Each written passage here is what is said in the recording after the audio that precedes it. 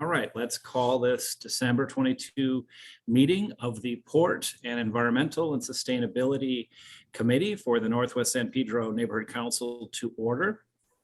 I guess if you're a student, okay, and for the two people, Alan and Richard, welcome. If there are any students, please raise your hand and we'll note those so you get credit.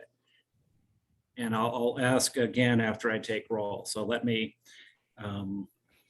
note who, I think I'll just do a roll with who's here. Mary? Present. Present. And Craig? I'm here. And Gwen? Give you a second. You, Gwen, just taking roll.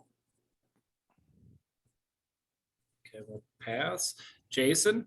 Present. Okay. And Gwen, if you can hear, if you can unmute just for the roll.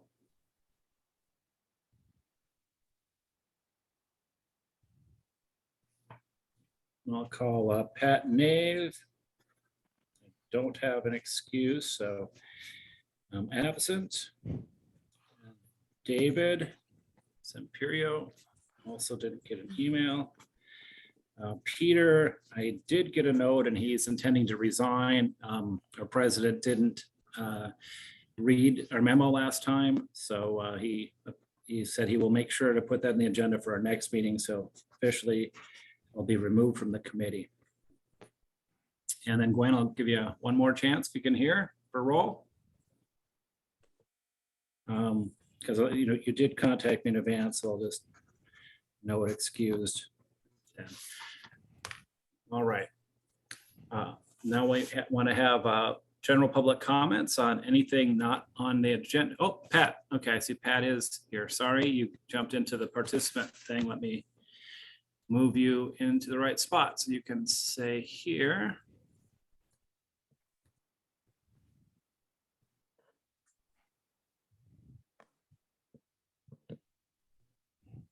All right, and Pat, if you're here, would you please signify by saying aye? Aye. All right. All right, one more time for Gwen. Can you hear me, Gwen? Could hear you earlier. All right, and I know you might be attending things where you can't speak. All right, again, thank you all for coming, and we'll move on to the item 2 on the agenda, general public comments and non-agenda items. So anybody would like to be recognized? I see Richard Wood. I'm going to allow you to talk. Richard. Hi, everybody. Thanks for having me. As most of you know, I'm the chairperson for the Sustainability Committee at Coastal San Pedro. And I just wanted to bring your attention to an update I posted to our webpage on the Coastal site for that committee. It is a PowerPoint presentation in PDF form related to the Living San Pedro initiative. This is going to be a campaign that we run through that sustainability committee that collaborates closely with this one to just engage. It's a community engagement initiative to the residents and businesses in San Pedro to just have a listening tour, first of all, to see what people's priorities are and concerns are in the area of sustainability, and also to collate and make information available to people regarding rebates and other government programs that are available to help people lower their carbon footprint, reduce their water consumption, get some help with some high efficiency appliances and irrigation systems and so forth. So you're more than welcome to jump on that call at any time. The next one will be, I believe, the 4th week of January. It's a little bit off schedule because I'm out of town the first part of January. So in about 5 weeks, if you're not busy, come on over to that committee as well, and love to hear your voice. Thanks. All right, well, thank you for the update and thank you for the invitation. Any other general public comments?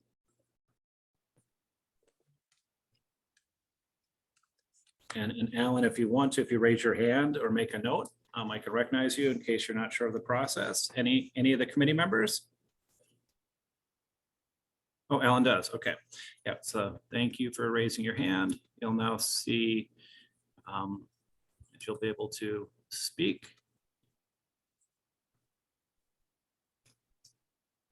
Okay, how's that? Yep, there we are. Yeah, I wasn't actually planning on saying anything, Tom, but appreciate the invitation. I guess what I would say is thank you all for your service to the important issues addressed by this committee, and best wishes for a celebratory week. This is a memorable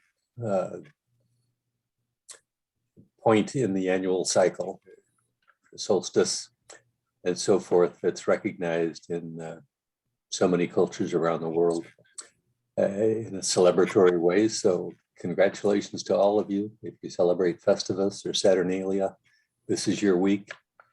And on with the meeting. Thank you. All right. Thank you for the good wishes. And it is a time of many celebrations. I know in the university we have at least 6, but I know there's more than 6. All right, anyone else? I'll assume that's an old hand. If you know how to put your hand down, Alan, in case you want to raise it again, then I'll know to call on you.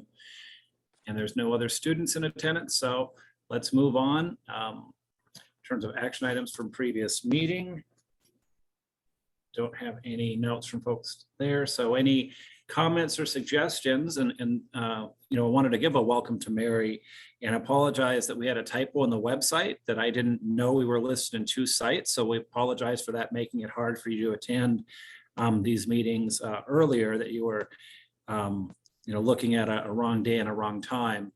So but we're very excited you're here. I'm very excited that we connected and that you showed me where it was, and we got the folks, Christina, to update that so we're all right in all the spots. And so just, you don't have to speak, but if you did have some you know, suggestions, definitely think the committee would be happy to hear from you first as we're working out how we do. I think, okay. Yeah, I think that's a great idea to take a little survey to see what the folks in our neighborhood stakeholders want to know about. I think that's a grand idea. And of course, we can also make the survey so that it's kind of geared towards, because we have to really ask the right questions to get the right answers, if that makes sense. We can't just really in generalize, maybe something more specific in the port that we were going in that direction anyways, for example. Okay, well, that's good advice. wanna And in ask. general- Okay. and, you know, in general, we've got a purview, things dealing with environment sustainability, definitely things dealing with the port. And then as Northwest San Pedro, you know, I always like to try to see what the connection is to our area and our stakeholders there as we look at what we're, you know, wanting to work on. We don't always have to stay that strict, because global things in a globalized world affect us. Oh, and Gwen, as you're raising your hand, do you want to retroactively say present? Oh, yes, present. Okay, there we go. Yes, what would you like to share? Well, with that, Tim McOsker's swearing in ceremony, I know, Thomas, you probably met with a lot of the other representatives from some of the other neighborhood councils with the like interests, sustainability, port, and there seems to be a real desire to unify, not just in the joint sustainability committee, but also maybe if we had a representative at Hank. But in regards to that, now it looks like we're with the Eco Fest, or sorry, it'll be a Wild Fest emergency preparedness thing. I've spoken with Melanie. We're still looking at maybe the first week of May. We're going to be having a meeting with the park to kind of nail that down. But there is going to be an ad hoc committee of a limited amount of members, and if maybe one member from this committee would be involved in that, that would be beneficial, because there is a lot of planning and tasks to manage. So, and ideas and benefit, you know, just organization and that kind of thing would be useful. So you're recommending I ask for a volunteer? Well, just think about it. We have representatives from the 4 major committees. I will be one representative, but if there's somebody from this committee that would participate, that would be beneficial. And yes, Norman, Thomas, if you could maybe. Okay, Yeah. so we have one person. Is there another member of the committee interested at this point? Or you can reflect on it and let It would us have know. to be a board member. It would have to be a board Have to be a member in board order member? to keep it from Okay. being a public meeting. Okay, so that's, I'll look to Craig. Not at this point. And I'll think about it, Gwen. But thank you for the update. All right, there was not anyone else want to comment? Okay, I'll move on to 5 because that'll go quickly. There was not a new joint meeting. They did choose to take a break, so nothing to report there. And then the update from the Port Neighborhood Council Chamber Presidents Meeting. And this is, I did put in a request to Ray that if he's not able to attend that meeting, could someone else from this group go? And he wanted to talk to me about it. We haven't had a personal conversation yet.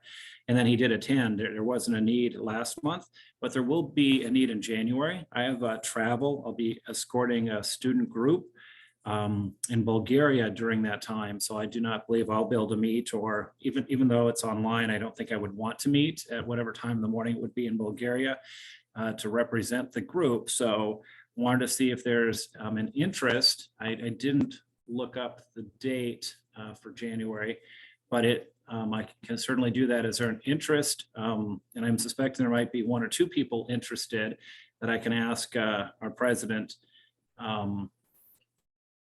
figure out what the protocol is to recommend that we have somebody from this committee attend in my absence. So anybody want to unmic or raise their hand saying they'd like to attend the January meeting? If there is one. I would like to go. All right, Craig, I suspected. So thank you for volunteering. No worries. And Gwen, you are also interested, you said, or Yes. you seconded? Okay. Okay, so we have 2 people interested, and I'll get back to both of you on the details on. I did get a sense in inquiring with Augie that they're, want to limit it to 2 per group. So I don't, but who knows, maybe Ray can't attend either. So I've got that noted. I'm trying to think, I did report not too long ago on what they discussed. One of the main presentations, and I'm trying to remember if I shared the slides with you guys last time. Apologize not for my memory. If I had been to that in time for our last meeting. Do you recall seeing the slide presentation on the impact of the ships? There was a year's worth of data with the NOx and the yeah. So that, you've already seen in the presentation and things that I got from the port meeting. The subsequent meeting was not just really, it was like they're doing a parade, come out for the parade, come out for social events, all of which have transpired. So unless anybody has any questions on that, there's nothing that was really germane to the work or the things we're discussing, have typically thought about making motions on. And similarly, in terms of updates from legislation or meetings with government officials and departments, we have a whole new group of folks in, none of whom have reached out to me in our capacity, in terms of port issues or environmental issues, though I do, did network, a fair amount with McCosker's team, and did have a meeting with one of his committees, Buscaino's former chief of staff, on a different issue related to poverty. And so trying to build relationships there. So they might think to come to us as they're working on things at a city level. And I've actually got a member of Assembly Member Gibson, Mark, is joining my Rotary Club. So we've had some conversations, and we'll see if there might be something the Assembly member can try to get our input or just keep the interaction going there, because I think there's going to be a lot of intersection of things the state of California might want to do, but nothing to report on today other than some preliminary outreach to members of those teams. And does anybody else have any meetings? I mean, we're a whole group, so this is the time to share. I know there's a lot of connected folks here, so for the members, anybody have meetings with folks? We have a new mayor who might have plans. I know homelessness is the thing we're reading about, but no, okay. Then let me move on to Gwen. Sorry, wanted to keep out of this. I thought you'd want to speak here from our conversation. So there is a homelessness topic that came up that is something that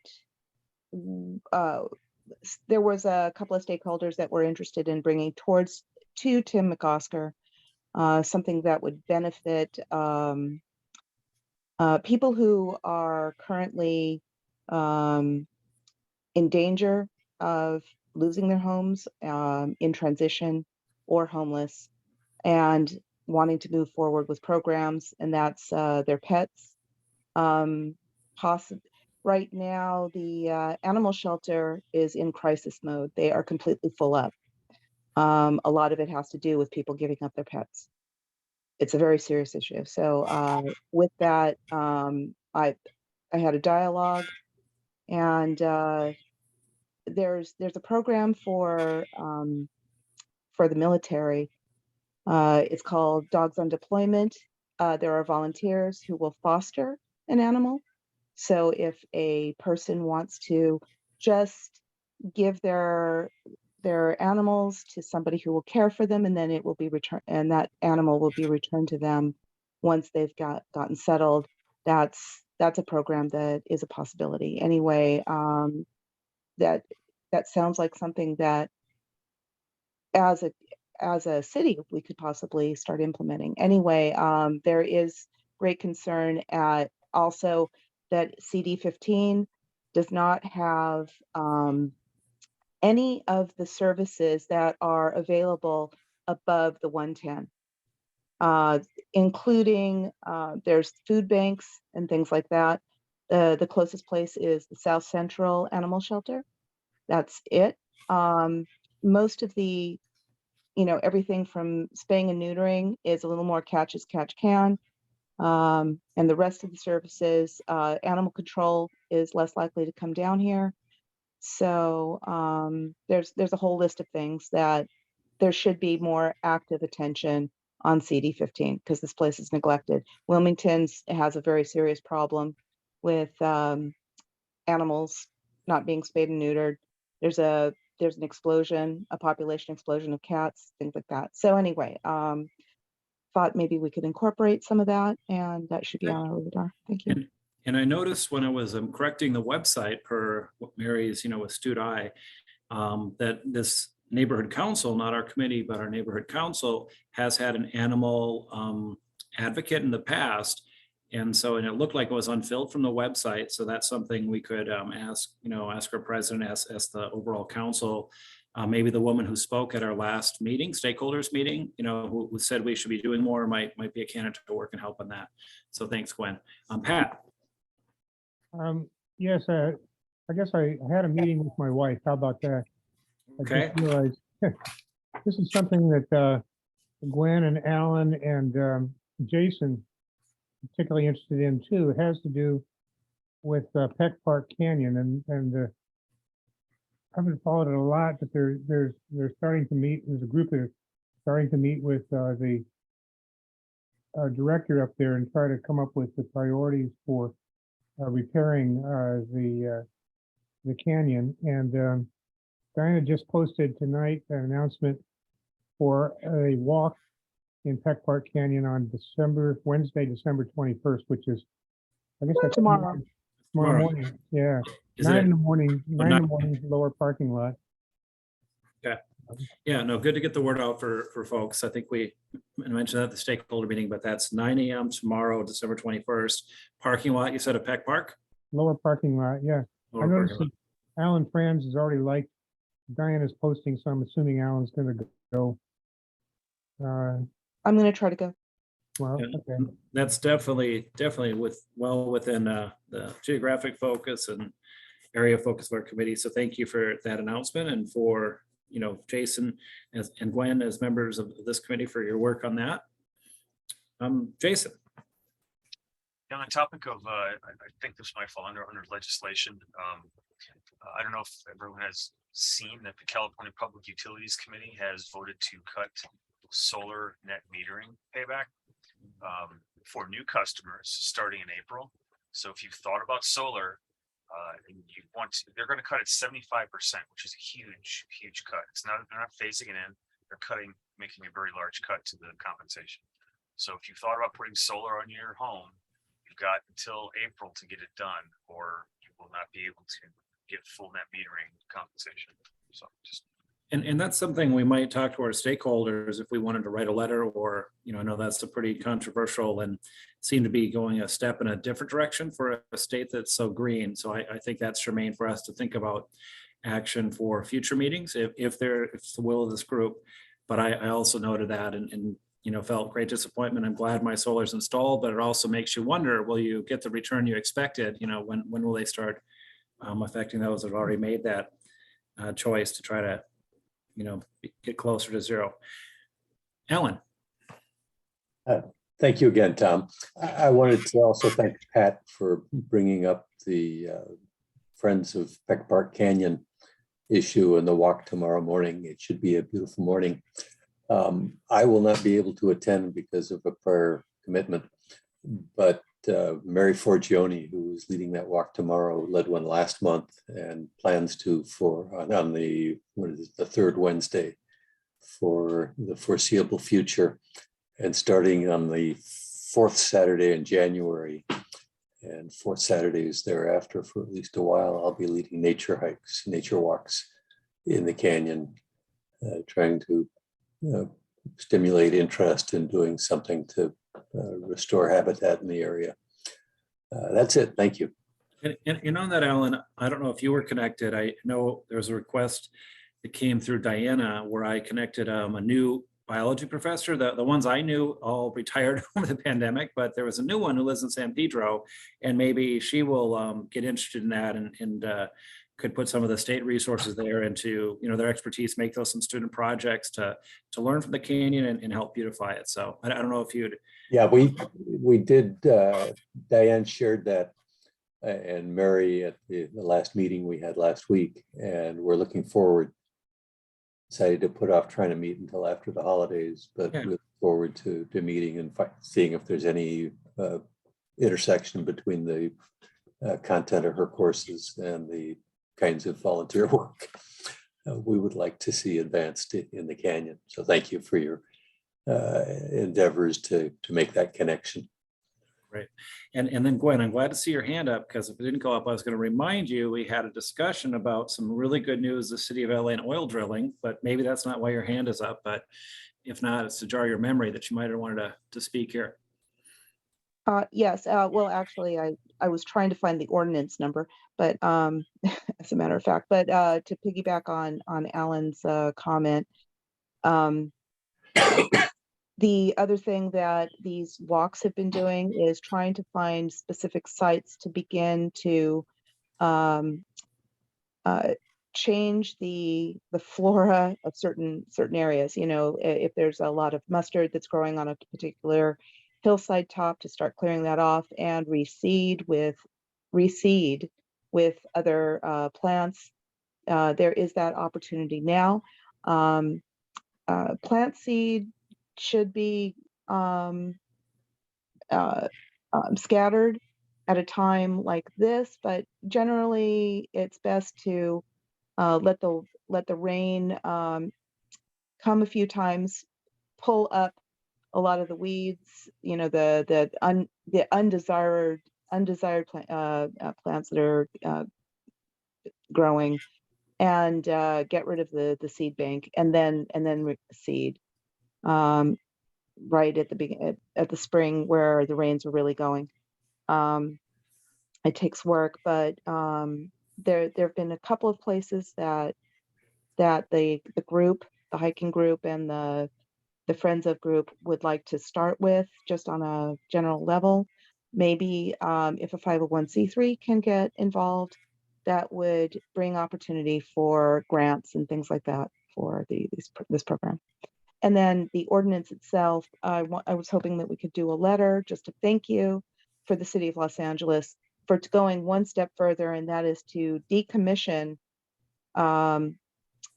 slowly over the next 20, or I don't know how slowly, but over the next 20 years, decommission all oil drilling sites within the city of Los Angeles. And there is not going to be any more new drilling sites agreed upon. So it's basically closing down. That's what this ordinance says. So, and it was a unanimous vote. And you know, I know you got that to me after the agenda needed to be posted, but you know, for the committee, I encouraged her, as I encourage any of the members here to you know, get a draft letter going, so the agenda is we can discuss that and then possibly take action at our January meeting. So thank you, Gwen, and if anybody had anything to comment on that, that's one of the areas where I'd see we would have an action to vote on the next meeting. So I'd recognize remarks on that topic now. Otherwise, I'll go back to Alan, unless that's a hand lift up from the last time. Oh, I put it up again after Okay. taking it Yes, down. Alan. I wanted to thank Gwen for raising that issue. Well, there's two issues, but in particular, following up on Pat on the Friends of Peck Park Canyon. We did have a not so well attended meeting last week. And we are going to try a pilot project on planting some native plants tomorrow at 2 o'clock in the afternoon. So there'll be the walk in the morning at 9. And then at 2 o'clock, at least Diana and Mary Forgione and I will have some seeds and a couple dozen sagebrush seedlings, and I'll have a shovel and a pick to try and take out some castor beans. So at any rate, this is just a small pilot project to see how it goes and what's involved. And this will be at the point where Walker Street turns into Elberon. It makes a 90-degree turn there, and there's an access to the park. So yeah. If any of you are interested at 2 o'clock and you've regained your juices from the morning walk, we'd love to see you. That's it. Thank you. Thanks for doing that too. And in our castor beans, can't those be poisonous? I remember being warned about those in Scouts. Yes, they contain So- ricin, which is one of the most toxic substances known to modern science. Yeah. So don't eat them. Yeah. Okay. No, I remember being told, yeah, didn't never eat those. All right, Pat. Just briefly, does everybody know who Mary Forgione is? Why don't you tell the group, Pat? Or No, she's retired now, but she was the travel editor the travel writer for the Los Angeles Times. She's really good on, I guess I'll call it outreach and promotion of our resources and getting out publicity on things like, you know, canyon walks and so forth.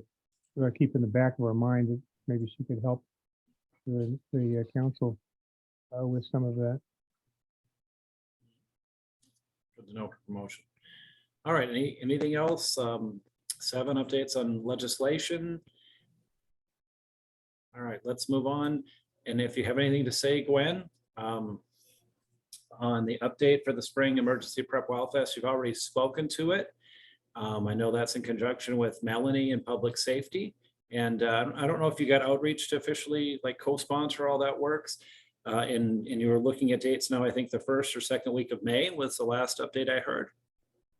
If you're able to- Yeah, it was, yeah, that we're still looking at that. Actually, the first week of May looks more promising, but once again, we have to align that with the park staff.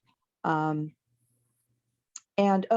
then we had discussed before an action plan of writing a letter regarding the transportation, the trucking corridors. And I believe Craig Goldfarb had another component of that to write a letter, but we had held off on that.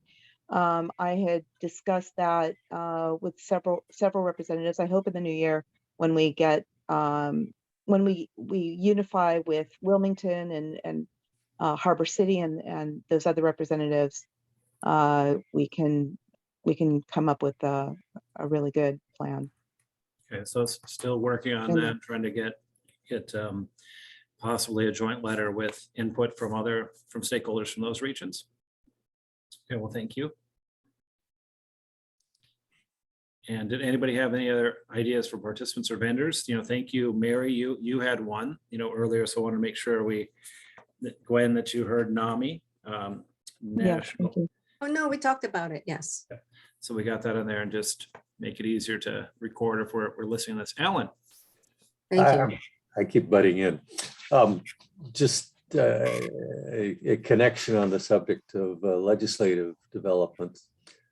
Some of you may know the City of Los Angeles Planning Commission passed a wildlife district ordinance recently, which sounds great. It establishes all sorts of standards in terms of fencing, access, windows, lighting, to try and provide wildlife corridors so that animals don't get hit by cars, for example. So they have some frontage space available and space between structures and fences that they can clear one way or another. So at any rate, the concept is attractive for environmental purposes, but the ordinance as it was approved by the Planning Commission exempts property developments or buildings, houses under 6,000 square feet, and then exempts an additional 1,000 square feet of basement space. So essentially anything under 7,000 square feet would be exempt from the new standards. And I don't know about the rest of you, but I think most of Los Angeles lives in dwellings that are a third that size or less. So I see it as ineffectual at any rate. And if anybody wants to write them a letter and express that view, I would be sympathetic. Thank you. All right, thank you. All right. Actually, Ellen, a lot of the with the NCSA, a lot of the other councils have written letters about that. I don't think that they've argued against it, though. I'm going to have to check that again. There was a lot of support for it. Now that's a component that is new to me because I don't remember that there was a limitation on the Yeah, size. that's the objectionable part. I think most people agree on the setbacks and fencing standards and lighting and so forth Right. to reduce the risk of accidents. Well, and restrict their movement, but the restrictions on what properties are exempt from the standards is the issue that I'm trying to raise. well, Thomas, we still have the opportunity of writing a CIS for this. This is fairly quick. We probably could put in our concerns even now. With that, this motion does not benefit our area in any particular way. It's mostly concentrated on the Griffith Park area and other places in the valley, and and farther north. But it could be the beginnings and of a coastal ordinance or coastal motion. Protection of coastal assets, marine life, and that kind of thing. Wetlands, you name it. So. Definitely, I would say this could be on our watch list. I'd like to read it, look at that, before committing. We're going to work on a CAS, but if others want to start working on that and educate me between now and the next meeting, I think, that meeting will be more prepared to do that, and appreciate, Alan, you bring that to our attention. I was not aware of that limitation either, but had seen reference to that in the newspapers. So thank you. Okay, anybody else on, we were on Spring Emergency Update Wildfest. We'll be able to go through 9 quickly, saying I didn't receive any action items for motions we can vote on today. But I did receive feedback from Pat on priorities to work on, building towards a motion and some action. 2 areas, discussed specifically. One was use of port lands for manufacturing and distribution hubs. So let's take that one first, and then the review of the ecosystem VOPAC projects. And then Gwen, were you speaking back to number 8, or do you want to speak to item number 10? Am I going too fast? Go ahead, Gwen, and then Mary will be next. Mary? Mary, Hello. I have a question. Are we going to have sponsors for the Wildfest, or is that something not? Well, there is an ad hoc committee working on that. So if you had more ideas for participants and vendors, please share them. And I guess I'll just contact Gwen. Is that Yeah, right? Mary, I do believe that the structure of how we are involved with this event has changed. Right.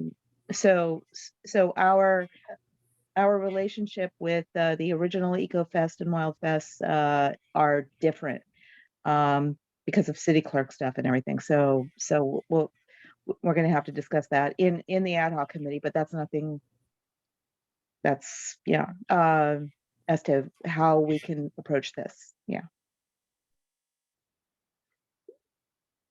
So I guess the ad hoc committee will come to have, I guess, brainstorming, bring ideas. That's what We may not have the same relationship with trying to get sponsors and that kind of thing. We are approaching other organizations such as Tim McOsker's office, the Port of Los Angeles, and things like that. They will be credited with it, but our relationship with that is not one of getting funding and funding the event through other people. That's not our role. That's not our role. Mhm. Okay, I guess we can talk separately to this. Thank you. Oh, that's a good question. That was on the agenda, so apologies for going too fast if you wanted to get that clarified. So thank you. So moving on to 10A, and seeing you were the one that requests to be on the agenda, if you'd like to raise your hand, I'll recognize you first, Pat. Oh, thank you. This rose out of a thought of a situation I've been thinking about, and was going to write a memo to Tim McOsker about. It's a subject that we've been discussing during the campaign, and that is the use of port lands for manufacturing and distribution hubs. The situation in the past is that the port has has rejected use of lands for that purpose, because it's a scarce resource and should be reserved for maritime transport of goods through the port, in or out. And in the past, there's been proposals to use port land for meat packing and for fruit packing and for other things in the past. And it comes up because the land rents in the port are fairly cheap, and so businesses will look to use the land if they can. For example, the car dealers in the past would this was a car import port, and then they would store the cars on the land rather than pay a bank for flooring them on their showroom floors. And this came up because of the EcoSem and the VOPAC projects, both of which we have commented on in the past. And the issue was, what are the impacts?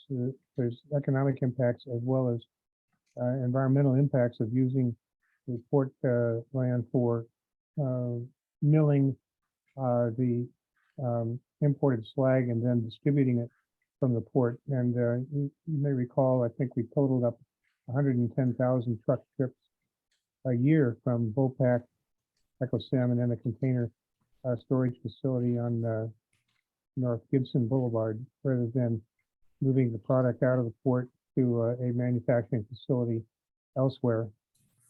For example, to a closed site over in East Wilmington that could be reactivated. So I was going to write it to him and say, look, here's what past practice has been. You may want to take this up because it has a big impact on truck impacts, particularly in Wilmington, as well as air quality impacts from dust and things like that. But I thought about it some more, and I think there is a role for the neighborhood councils to, particularly Northwest and Wilmington, to step in and say, look, councilmen and new commission, new harbor commission, we're going to get a new harbor commission. This is what you've done in the past. Here's the issues in terms of impacts on the local community. Find other ways to get the product in and distributed in California and elsewhere without impacting the local community with lots and lots of trucks. So that's basically the issue. If the committee is interested in doing that, I'll write something up or something and bring it back to the committee. Otherwise, I'll just send it to the councilman separately. Okay, well, we've got an idea. I'd like to hear from other committee members, either supporting the idea of drafting something to discuss at our next meeting or not. When? Pat, could you clarify what it is that you're discussing? Because it sounds quite similar to one of the suggestions that was going to be proposed with the transportation corridors around the port. Can you- Yeah, well, the port, the port is supporting the idea of the manufacturing of this slag material on port land and then distributing it by truck throughout Southern California. And one of the ways we wanted to ameliorate that was to do, and I think this is what you're talking about, is a roadway part of the way out of the port up to Alameda, and then run the trucks up there. We had put, you may recall that both our environmental letter, comment letter on Vopak and on EchoSim that talks about bringing the material out of the berth by way of train hoppers and an industrial spur track down Yacht Street rather than trucking it out with trucks onto Wilmington streets. The port, I've had conversations with Mike Galvin and also with Steve Bryan, who's the president of EchoSim, and they both say that well, they say different things, different people, but they are not in favor of. They take a position, they're not in favor of the alternative way of getting the stuff out of the port, that they need to do it by truck. I don't think the evidence really shows that, but that may well be their position when the draft EIR comes out. I don't think either one of them is familiar with or remembers what the philosophy and the policies of the port have been in the past to keep port land clear for maritime related uses. And you're saying this this suggestion of a slag facility, that's completely different from EcoSim. So this is more materials that will be moved and transported. No, I'm not sure what you're saying, but EcoSim is going to import slag particles. They're created by blasting hot slag with water, and it breaks into small pebbles. But they bring it to a site. In this case, they want to bring it to the port, and they want to grind it up and make it into really fine material, and then transport it out of the port all over Southern California to any batch plant anywhere by truck. Okay, I misunderstood. I thought you were talking about even another facility that was being proposed for another site. but you're talking about EcoSem. Yeah, there's there's a closed cement plant in East Wilmington on Glen, right by Alameda Street. I've seen that. I've seen that. Yeah, and so the thought is, one thing that they could consider and would meet both of the policies, you know, of picking the least environmentally uh, significant method, as well as using Portland and not using Portland for manufacturing and as distribution hubs. That would serve that purpose. Do it. So it's a policy question about, we want to remind them, hey, this is what's been done in the past. It has the following benefits and the following impacts. Well, with that, and perhaps you might want to think about this if you're going to formulate the communication. Well, one of the proposals that we had discussed was that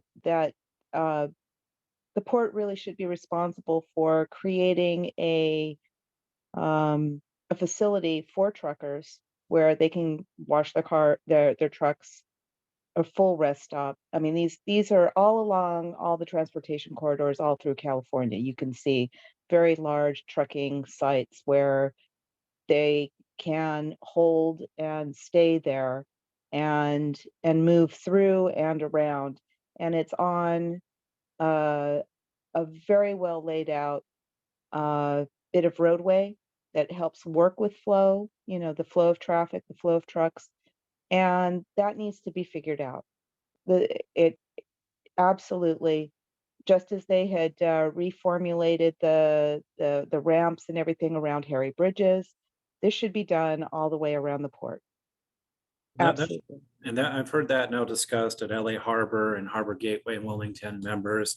And I would really welcome, I know Gwen and I think Craig in a past meeting expressed interest in the idea. I'm not sure if Jason did, but if somebody wants to put a letter on that, and I'm not sure if it fits with what you're proposing, Pat, but that I've heard from a couple members some support. But Craig's been waiting. It kind of let Gwen go back and forth a few times. So let's please hear from Craig. Yeah, I think this is we come with a problem of the real problem here is transportation. The slag's going to come through. So if they move the slag and they put it in the port and then they move it out of the port, it doesn't make a difference. The big problem, what we need to work on is the clean transportation. Either they move the stuff out by train, which we know has been a problem with them, or they get clean trucks. And if we, it should be one of our concerns is diversification in the port, because the port just does containers. Manufacturing would help the people in our communities with jobs, which is something that right now isn't an issue, but will become an issue again. When the port, sooner or later, the containers will slow down. They have slowed down. In fact, right now, I've heard complaints that it's slowed down. So being a manufacturing hub will provide jobs. And if it's, slag is being imported in, then that'll provide more work with the port. I think our issue is in getting clean transportation and making sure that any manufacturing environments are working in a clean way. I don't see that, the port not using. The port's been real resistant to doing anything other than containers. And now that they see it's a big business to do, the cruise lines, they're real interested in that. But when you say, oh, shipbuilding, they're not interested. And, as I look over what used to be Todd shipyards and stuff like that, these are high paying manufacturing jobs, tend to, as you well know, make, give us a better base. And they tend to buffer us when things slow down.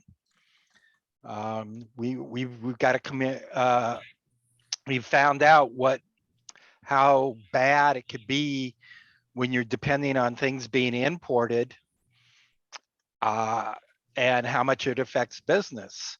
I mean, I work in manufacturing, and these guys were suffering because they couldn't get basic commodities that were used to be produced in the US.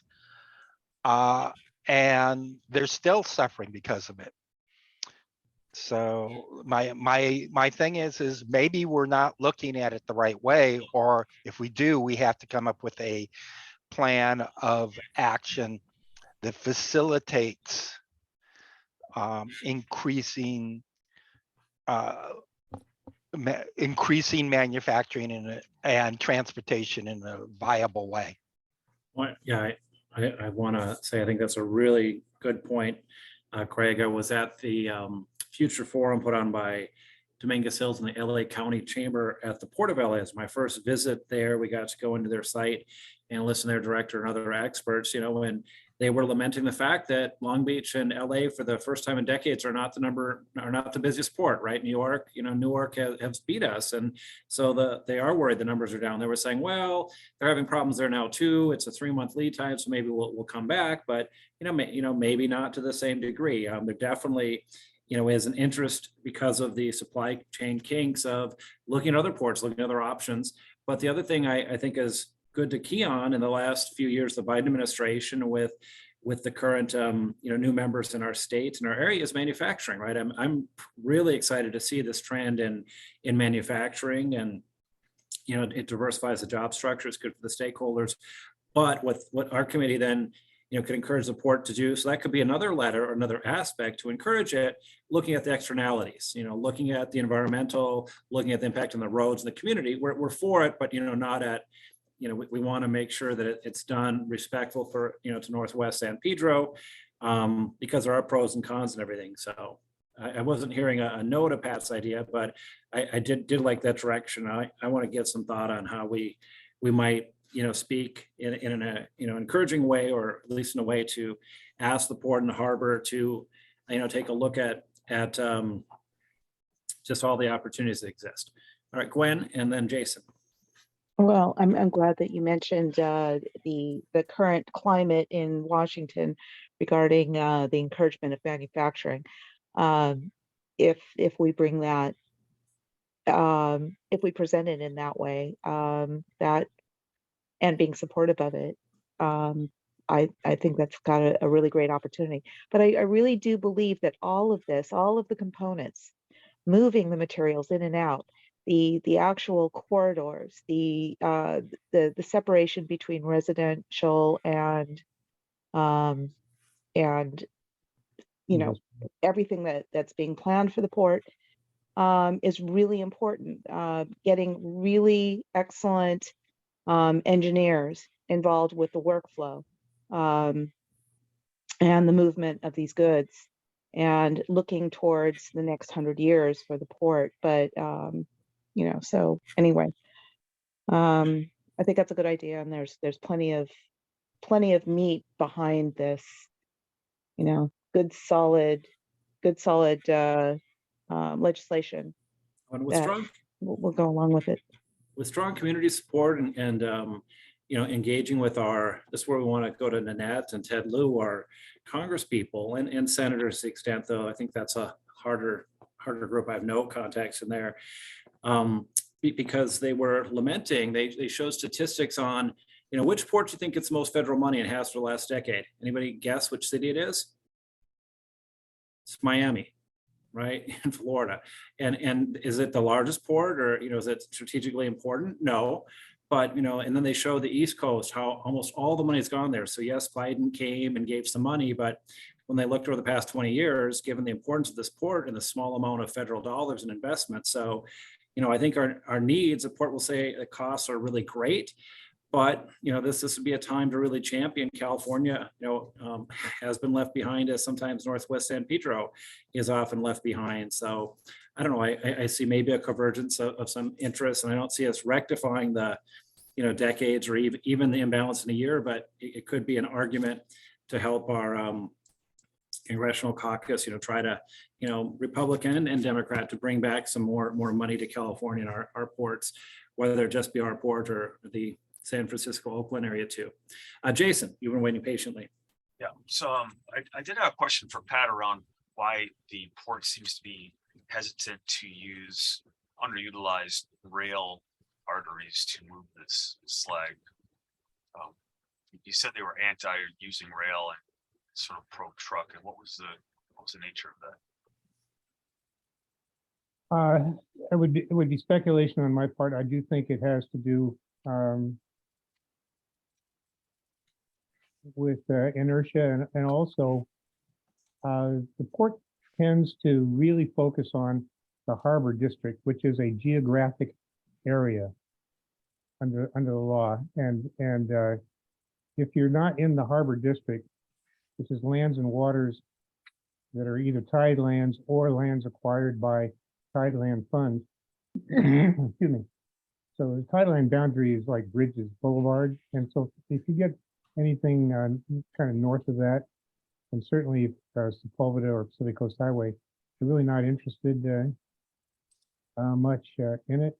Other than that, I can't tell you. I know Mike Galvin thinks that the railroad simply won't move train cars. This is what he told me. A short distance to a manufacturing facility in East Wilmington. It'd be the same number of employees, workers, whether it's in the port or over off of Balloon Street by Alameda Street. So, but the port owns the railroad. Pacific Harbor Lines is owned by the ports, owns all the rolling stock and the rails and everything. And we've asked them to study it. That was in our comment letter to the port on the first the scoping document that they put out. And they can certainly look at it. It'll be a lot cheaper and a lot better if they can get 110,000 trucks off of the street and instead use the transport by rail to the manufacturing and distribution hub facility. That's all I can tell you. I mean, certainly that's a much more clean and less polluting method, but also wear and tear on the roads, and just traffic in general, be greatly mitigated if we didn't have to. Nobody likes to drive around next to great big heavy trucks. They beat the crap out of the roads, and it's just dangerous as heck as can be. But that's it's something that we can certainly remind them of. I don't think they're really cognizant of what of their own history. I did have my hand up to say something on what Gwen said about trucks, and it may be another area of inquiry for us too, or another area of support. I know that over in Wilmington area, there's a truck task force that's working on some things, and with some federal assistance too, and maybe there's a role for us in supporting that effort. Supporting a passport program. I don't know what it would involve. I know they're concerned about all sorts of things. The illegal parking of trucks, you'll use of the land, 500 and something parcels of land the port owns over there on which they park. It really kind of ruins neighborhoods, how they let people use them, who they rent them out to. Yeah, I heard a lot of complaints at a couple of events from the other communities on that. Okay.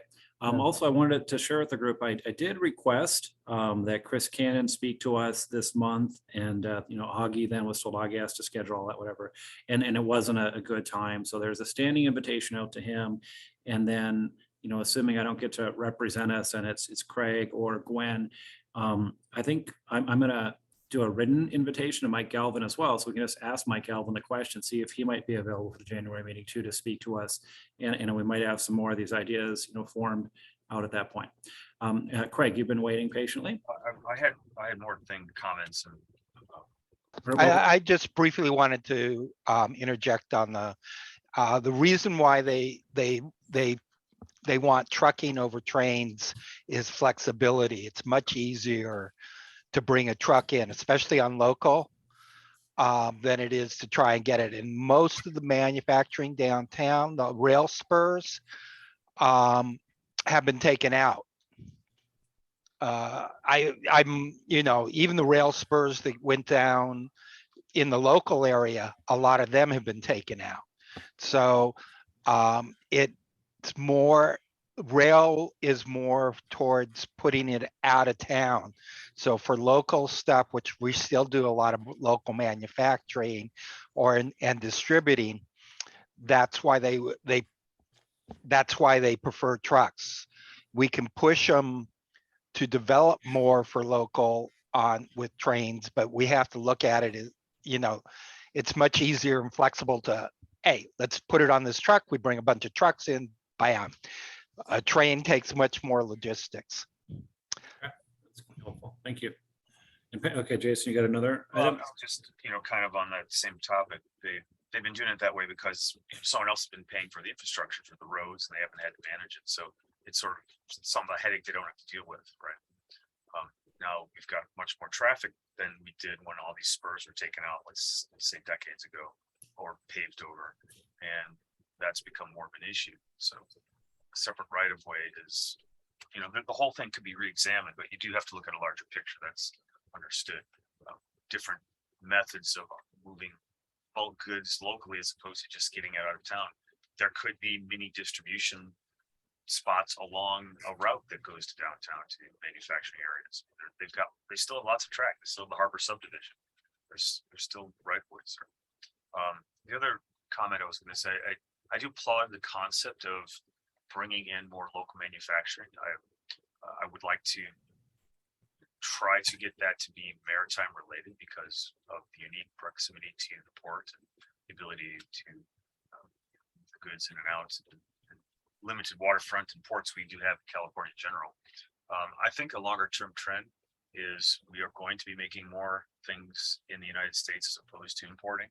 I think longer term, it may be very likely that the port will have seen its highest volumes during these decades and it will be declining in the future. That's also a very big possibility. China's demographics are not in its favor in many different ways. And assuming that they will always be the bigger workshop for us to have them build things remotely and ship it in, I think is not a very solid assumption. So I do applaud that the concept of more manufacturing jobs here, and I think there's no better time to start than now. Okay, no, I thank you for that. I think crystallizing a lot of the ideas, thanks for bringing up, Jason, the idea that the port's not necessarily paying for the wear and tear on the roads too, right? That city or county or state, and making that, known. And as we interact with the different, legislative groups, I think there's a common consensus all the way from the national on down to have more manufacturing and to, make sure we're figuring out what's best for our communities without, those negative things. The port will do what's best for the port if it looks that way, but it might be really harmful to other parts of the city, of which it's a part, or the state infrastructure. And, in my 6-7 years of getting invited to economic development meetings, through the university and seeing Germans come and talk to our LA leaders, I look at what I've seen in Europe and what I've seen in China, right? And it just, it's so much nicer, and it does use trains, and so it might, we might just be one little piece in encouraging, movement to really look at how things will be done differently. Because I do think there's a projection that the shipping in could be down as China ships less, but there's what would be good for a lot of shippers to have more of our stuff going out, right? I don't know what percentage of containers are kind of empty, but it's been pretty one-sided, the trade deficit. So this could be really, really good for this new generation of young San Pedrons, that want these good jobs in advanced manufacturing, which are good paying and have good benefits. So it doesn't sound like anyways opposed to the ideas for letters and actions. I know I'm anxious to see some things, put to paper and added to my next draft agenda or my next agenda for public comment and motion. So wanted to thank Craig and Pat and Gwen and Jason for your ideas, and members of the community for just hanging with us today. And would love to see this translated into, kind of a written form. We speak through our resolutions that we'll bring to the larger board. And please reach out, phone, text, email, if there's something I can do to help facilitate that process, or if there's anything else, more I can do to help you as members of this committee. That kind of brings us to the end of the agenda. Anybody have any final comments before we take a motion to adjourn? Merry Christmas. Happy Hanukkah. Okay, I'll add happy solstice. I know somebody celebrated the solstice on the call. Mary, were you unmuted? Do you want to say something? No, thank you for everyone's time and commitment to this committee. Maybe we can do a little bit more outreach as well. I just feel that since we've merged this year, I feel like people don't really know our agenda so well. And I think we should put a little bit more effort into for us and the folks to talk about that. Thank you. Oh, and thank you for your efforts too, in looking at how we're promoting on the web page. So I think that'll help. Gwen. Oh, hi. Yeah, I'm trying to talk with the doctor real quick. I concur with Mary, but everybody, happy holidays. I got to get going, but Yeah, thank you. All the best, to your mother, and please take care, Gwen. All right, well, I will see you all in 2023. Everybody enjoy your holiday time. Be safe. And I think you'll all be warmer than I am. It's 0 and 20 below wind chill outside my window. So how much now? Oh, okay. It's now down to -7. Oh, it's even colder than when the meeting started. It's got a report.